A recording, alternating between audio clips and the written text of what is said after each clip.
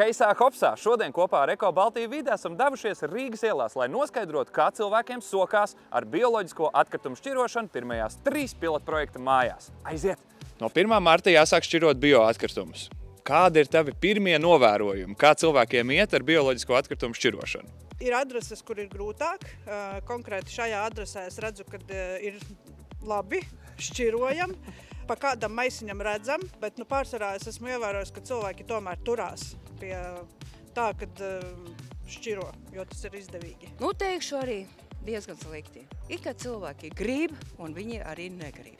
Tie, kas grib, tie jau šķiro. Kā tev šķiet, kāpēc cilvēki negrib šķirot no sākuma bioloģiskos atkritumus? Viņi varbūt tas neuzskatīja par vajadzīgu. Priekš kam tas ir, priekš kam tam vajadzīgs ir. Viņi vēl līdz šo brīdim nav saprašana. Bet tu domā, tad, kad sapratīs, tev gan daudz pieredzes ir. Domā, tajā brīdī viņi pavilksies, sāks kārtīgi šķirot bioatkritumus? Es domāju, jā. Un daudzi man ir prasījuši tā, ja ir bioloģiskie atkritumi jāšķiro, kādi maisiņiem jābūt ir noārdāmiem. Un es kā par piemēru paņēmu līdzi šādu. Tev ir līdzi vienmēr? Jā, un šādi, un veikalos ir. Tikai jāmāk pameklēt. Jūs mājās tagad tieši sāksies pilotprojekts, kas nozīmē to, ka tiks īpaši sakots līdzi tam, kā tiek šķirot bioloģiskie atkritumi, kas tur tiek mests iekšā, kā arī dzīvokļu īpašniekiem tiks doti padomi par to, kā labāk tik galā ar bioloģiskajiem atkritumiem.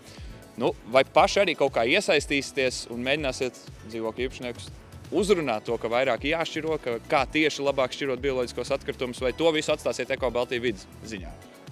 Nē, es domāju, ka es jums piepalīdzēšu nedaudz. Diemžēl šajā mājā visi strādā, un man pat gribot nav kam īsti parādīt to piemēru. Motivēšu vairāk darīt to. Laikam internetā bija rakstīts par to, kā šķirot un cik tas izmaksā. Es pateiktu pareizi, šķirosiet, mazāk izmaksā. Cilvēki paši zina, ko tur drīkst likt iekšā bioloģisko atkritumu izkastē, ko nedrīkst, vai jūs kaut kā palīdzat? Lielākoties saprotu, ka zina. Domāju, ka cilvēki pieradīs, tas tikai sākums.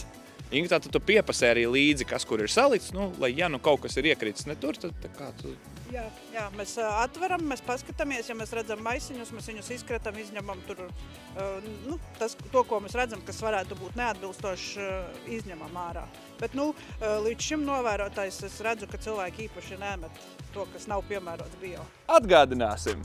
Bioloģisko atkritumu izkastē drīkst mest dārzeņu un augļu atkritumus, tējas un kafijas biezums, riekstu, nolu, čaumals, sieru, biezpienu, gaļas, zivju un citus dzīvnieku valsts izcelsmes produktus, nopļauto zāli, ēdienu atliekas bez iepakojumu, vecas augus un puķis, koku lapus un zariņus diametrā līdz 2 centimetriem. Nekādā gadījumā bioloģisko atkritumu izkastē nemet tūjas zarus, šķidros atkritumus, papīru, liels zarus, iepakojumu, apstrādāt kokšņu, zemes, smilts, pelnu, sasinizācijas atkritumus, jebšu pakaišu sadzīves atkritumus, pamperus un arī salvetes nemet. Visiem zināms mīts par to, ka traki smirdēšot tie bioloģiskie atkritumi. Vai tā ir taisnība? Iespējams, ja tur kamēr tais vaļā, bet es neesmu ievērojis. Varbūt vasarā, bet tā kā mums ir caurvējš, kādreiz jau kāds smaciņi ir, bet nav tik traģiski. Tāpat jau tos atkritumus meta tikai citā blakām. Līdz ar to tā smaka jau bija vienkārši lielākā platībā pat varbūt. Šis ir atvērts jautājums. Mēs nevaram atbildēt, jo mēs vēl nezinām īsti. Varbūt nemaz nesmirdēs, ja vāks būs ciet. Varbūt tā bioloģisko atkritumu daudzveidība vienādosies un nebūs nekā. Ja ne jau visi smird arī, vai ne, pūsto? Jā, jo ne jau visi tikai pārtiku met ārā. Tur arī ir lapas un tādas lietas, mizas, kas nesmird patiesībā. Ko darīt vai kā rīkoties, lai maksimāli maz būtu smakas no bioloģiskajiem atkritumiem? Ir 2 varianti, vai izdalīt iepakojumus kaut kādus bioloģiskos un tad viņos mest iekšā, jā. Bet tas ir tas tā. Jeb arī aizbraukt uz kādu Duboju un paskatīties, kā viņi ar to tiek galā, viņiem ir karstāk.